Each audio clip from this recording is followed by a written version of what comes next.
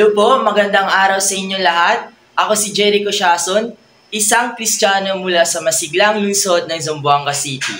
Sa likod ng aking simple pamumuhay, nais ko ipakita sa inyo ang kakaibang kultura, kasanayan, paniniwala at kaugalian ng mga Chavacano. Particular na nga ako bilang isang Kristiyanong Pilipino. Kaya, samahan niyo ako.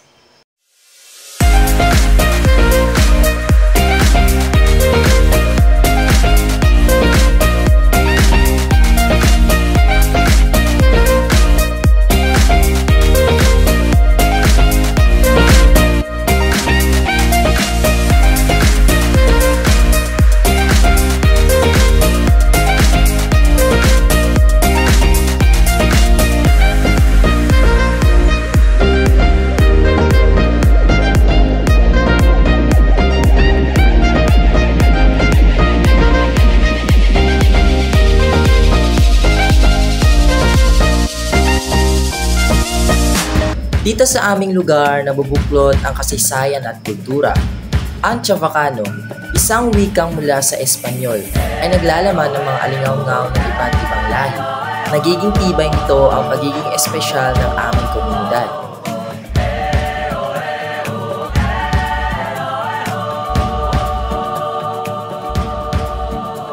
Hubarin ang takot sa iyong damdamin, ipamalas ang angking galing.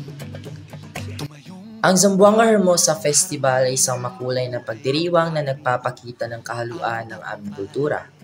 Ito ay masilayan ng mga tradisyonal na kasuotan, tugma ng sining, at pagtatanghal ng mga kaugaliang nagpapakita ng yaman ng aming kultura. Sana ang sarili lang, pakisama't bayanihan. Subukan nating isulong at ligawan. Sa aming kultura, mahalaga ang pamilya. Ito ang pundasyon ng aming pagkakakilanlan. Ang malasakit at pagtutulungan sa loob ng aming komunidad ay nagbibigay buhay sa aming kultura.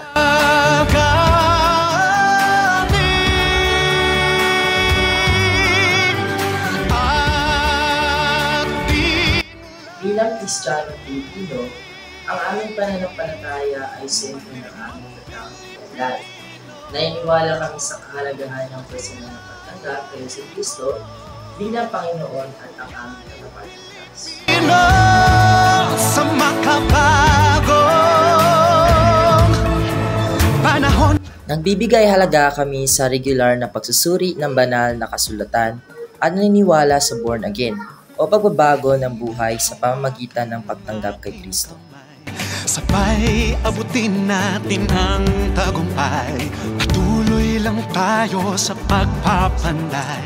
Tiwala sa Diyos ang sandat at gabay. Subukan nating isulong. Ang pagmamano ay isang simpleng paraan ng pagpapakita ng paggalang, lalo na sa mga nakakatanda. Ito ay isang tradisyonal na gawi na naglalarawan ng respeto sa aming kultura.